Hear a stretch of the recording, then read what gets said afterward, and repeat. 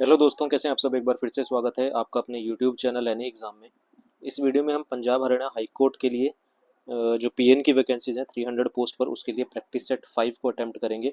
इसमें जो क्वेश्चंस हैं वो इंग्लिश और हिंदी दोनों में रहेंगे, क्योंकि काफ़ी बच्चे बोल रहे थे कि क्वेश्चन जो है वो हिंदी में करवाया जाए। तो इंग्लिश और हिंदी दोनों में मैं आपको क्वेश्चंस को जो है वो दिखा दूंगा। और जीके के क्वेश्चंस रहेंगे, करंट अफेयर भी इसके अंदर रहेगा, पॉलिटी भी रहेगी, साइंस भी रहेगा। तो सारे कुछ मिक्स है। तो इंपॉर्टेंट क्वेश्चंस हैं, वीडियो को अंत तक जरूर देखिएगा। वीडियो पसंद आए तो इसे लाइक शेयर और इस एग्ज़ाम की प्रिपरेशन के लिए चैनल को सब्सक्राइब जरूर कीजिएगा। तो फटाफट से बढ़ते हैं पहले क्वेश्चन की ओर, प्रैक्टिस सेट 5 के। तो सबसे पहला क्वेश्चन आपको स्क्रीन पर दिखाई दे रहा है। क्वेश्चन इंग्लिश और हिंदी दोनों में रहेगा।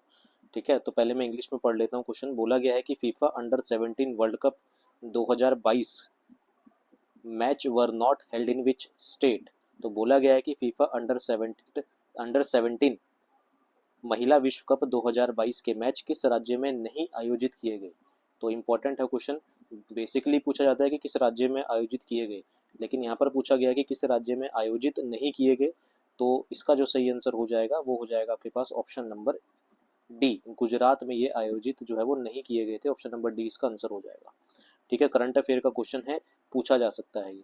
अगला क्वेश्चन है आपके पास, who among the following is one of the co author of the book cracking the code my journey in Bollywood. तो हिंदी में पढ़ लेते हैं। कहता है कि निम्नलिखित में से कौन cracking the code my journey in Bollywood पुस्तक के सह लेखकों में से एक है।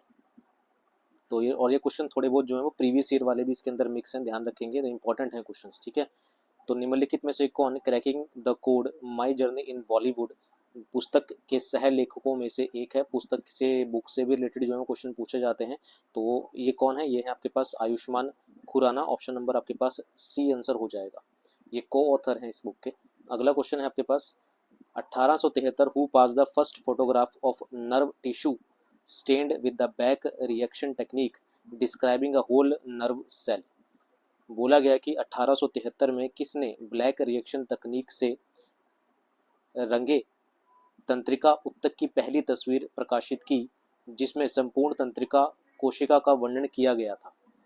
ठीक है ना, क्वेश्चन हिंदी में आप समझ गए होंगे कि 1873 में किसने किसने उसका नाम बताना है। ब्लैक क्रिएशन तकनीक का नाम है रंगे तंत्रिका ऊतक की पहली तस्वीर प्रकाशित की, जिसमें संपूर्ण तंत्रिका कोशिका का वर्णन जो है वो किया गया था। ये साइंस से क्वेश्चन है। तो इसका जो सही आंसर हो जाएगा वो हो जाएगा आपके पास option number B, Camillo Golgi ने। ऑप्शन नंबर बी इसका आंसर हो जाएगा। अगला क्वेश्चन है आपके पास, बोला गया कि in October 2022 Virat Kohli become the first Indian to complete how many runs in टी20 क्रिकेट हिस्ट्री।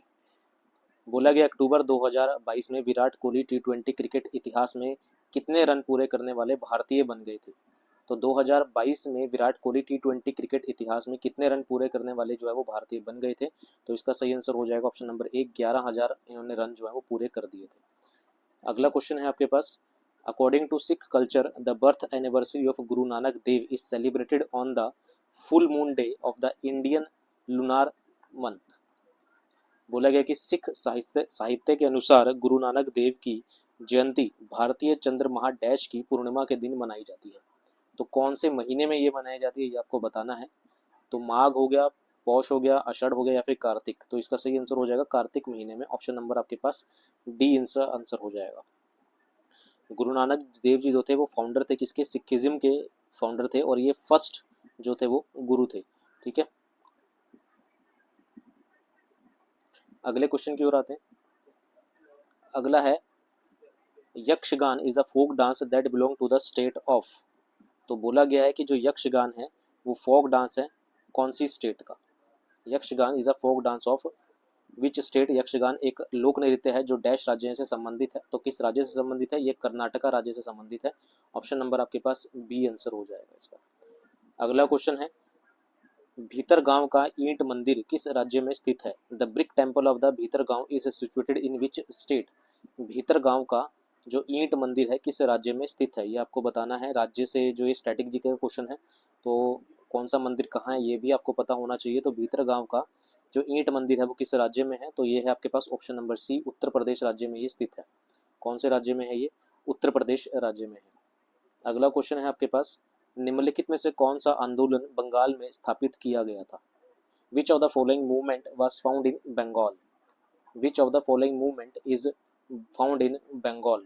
तो निम्नलिखित में से कौन सा आंदोलन बंगाल में स्थापित किया गया था? तो ये आपके पास option number A Ramakrishna Mission जो है वो बंगाल में स्थापित किया गया था। ऑप्शन नंबर ए करेक्ट हो जाएगा। किसके द्वारा किया गया था? बाय स्वामी विवेकानंद जी के द्वारा। और कब किया गया था? 1897 में। ध्यान रखेंगे 1897 में किया गया था। और किसके द्वारा? स्वामी विवेकानंद जी के द्वारा क्या स्थापित किया गया था? रामकृष्ण मिशन। कहाँ पर? बंगाल में। आर्य समाज की बात करें तो आर्य समाज की जो स्थापना है वो स्वामी दयानंद सरस्वती जी ने इसको स्थापित किया था 1875 में। कब किया गया था? 1875 में इसे स्थापित किया गया था।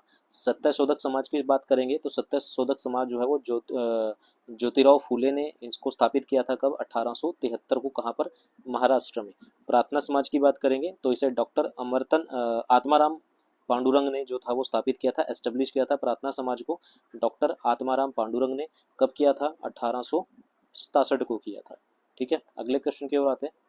अगला क्वेश्चन है आपके पास, 15 अगस्त 1947 को भारत के प्रथम प्रधानमंत्री जवाहरलाल नेहरू ने दिल्ली में लाल किले की डैश प्राचीर से ऊपर भारतीय राष्ट्रीय ध्वज फहराया। On 15 August 1947, the first Prime Minister of India, Jawaharlal Nehru, raised the Indian national flag above dash of Red Fort in Delhi. बोला गया है कि 15 अगस्त 1947 को भारत के प्रथम जो प्रधानमंत्री थे जवाहरलाल नेहरू ने दिल्ली में लाल किले की डैश कहाँ से? प्राचीर से ऊपर भारतीय ध्वज जो था वो फहराया था। तो कहाँ आपके पास? ऑप्शन नंबर सी डी हो जाएगा। लाहौरी गेट प्राचीर से ऊपर भारतीय ध्वज जो है वो फहराया था। अगला क्वेश्चन है आपके पास, बोला गया है कि मंदारिन भारत के किस पड़ोसी देश की आधिकारिक भाषा है? मंदारिन जो है वो ऑफिशियल लैंग्वेज है किस नेबरिंग कंट्री की, ये आपको बताना है। तो मंदारिन जो है वो चाइना की आधिकारिक भाषा है, ऑफिशियल लैंग्वेज है। कहाँ की? चाइना की। ठीक है, अगले क्वेश्चन की ओर आते हैं। अगला क्वेश्चन है, किस देश में एक विशिष्ट अवधि के दौरान मूल्यह्रास सहित अर्थव्यवस्था में वस्तुओं और सेवाओं के कुल उत्पादन को मापने के लिए निम्नलिखित में से किसका उपयोग किया जाता है? On which of the following used to measure the total output of goods and services?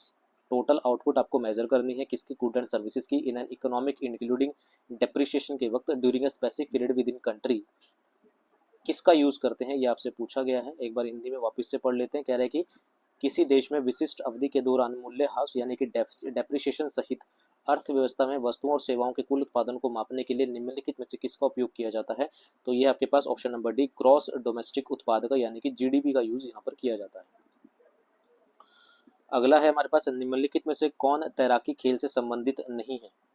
निम्नलिखित में से कौन तैराकी खेल से संबंधित नहीं है? वो है आपके पास पेनल्टी कॉर्नर जो है वो तैराकी खेल से संबंधित नहीं है। स्पोर्ट्स से रिलेटेड भी क्वेश्चंस आते हैं जो कि स्ट्रेटेजी जीके के अंडर आते हैं। तो not related to swimming, penalty corner जो है वो स्विमिंग से रिलेटेड नहीं है। अगला क्वेश्चन है, पूर्व पश्चिम गलियारा जो स्वर्णिम चतुर्भुज सुपर हाईवे का एक भाग है भारत के किन दो शहरों को जोड़ता है?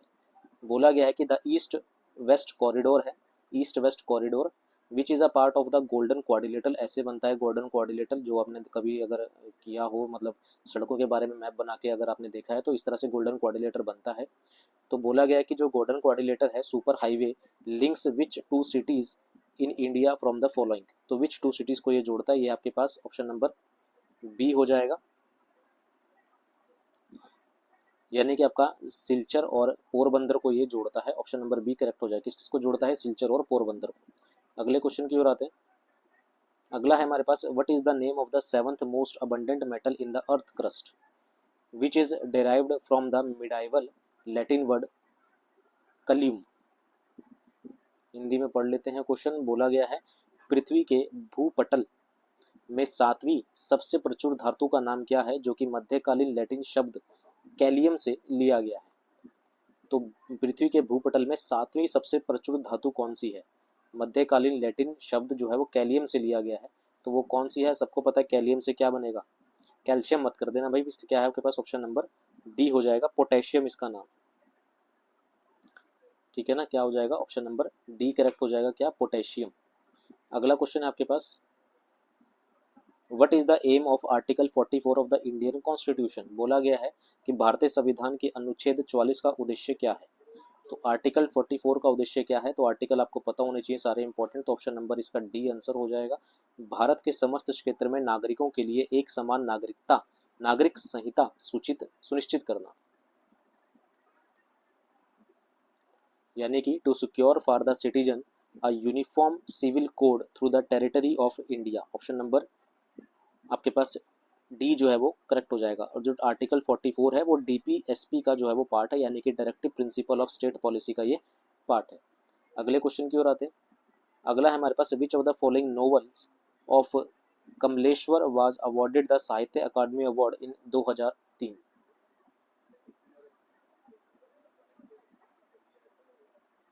एक सेकेंड।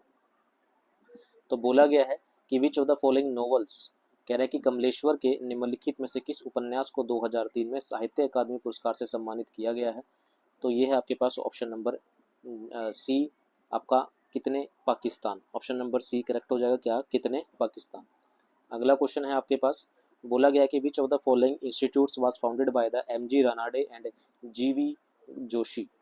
कह रहा है कि निम्नलिखित में से किस संस्थान की स्थापना एम.जी. रानाडे और जी.वी. जोशी ने की थी। तो कौन से संस्थान की स्थापना की थी, आपसे पूछा है। तो ये की थी आपके पास पूना सार्वजनिक सभा की स्थापना एम.जी. रानाडे और जी.वी. जोशी के द्वारा की गई थी। ठीक है। अगला क्वेश्चन है आपके पास, रोशनी कुमारी, शोभना नारायण और माया राव और कुमुदिनी लाखिया प्रख्यात डैश कलाकार हैं। बोला गया है कि रोशनी कुमारी हो गया, शोभाना नारायण, माया राव और Kumudini Lakhia are the eminent dash artist. ये कैसे आर्टिस्ट हैं, ये किस डांस के आर्टिस्ट हैं, ये डांस से क्वेश्चन है। तो ये किसके हैं, ये कथक से रिलेटेड हैं। ऑप्शन नंबर आपके पास सी आंसर हो जाएगा। कौन से हैं ये, कथक से जो है वो रिलेटेड है। अगला क्वेश्चन है आपके पास, बोला गया है कि रानी मचाइया एक डैश लोक नर्तकी हैं जो 2023 में पद्मश्री से सम्मानित किया गया था। यानी कि Rani Machaiah is a dash folk dancer who was awarded Padmashri in 2023। तो रानी मचाइया किस डैश फोक डांसर है, तो किसकी, ये आपके पास ऑप्शन नंबर ए करेक्ट हो जाएगा। यानी कि उम्माथ की जो है वो लोक नृत्यकी हैं, जो कि जिनको 2023 में जो है पद्मश्री से सम्मानित किया गया था। भाई ये करंट अफेयर के क्वेश्चन है, ध्यान रखेंगे, ये कुछ क्वेश्चन भी आपके पास पूछे जा सकते हैं। ठीक है। अगला क्वेश्चन है आपके पास, डेबिट कार्ड और क्रेडिट कार्ड में क्या अंतर है। तो डेबिट और क्रेडिट कार्ड दोनों में क्या अंतर है, सबको पता है, सब यूज करते भी होंगे। तो debit card withdraw money directly from a bank account, while credit card allow borrowing up to the certain limit. तो ऑप्शन नंबर आपके पास सी आंसर हो जाएगा। अगला क्वेश्चन है आपके पास, the constitution schedule tribe order second amendment bill 2022 has include Narikoravan and Kurivikkaran community in the list of schedule tribe of which state.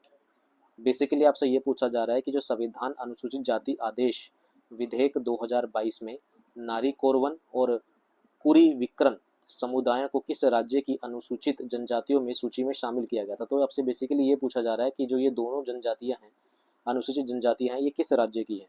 तो ये है तमिलनाडु राज्य की। ऑप्शन नंबर आपके पास बी इसका आंसर हो जाएगा।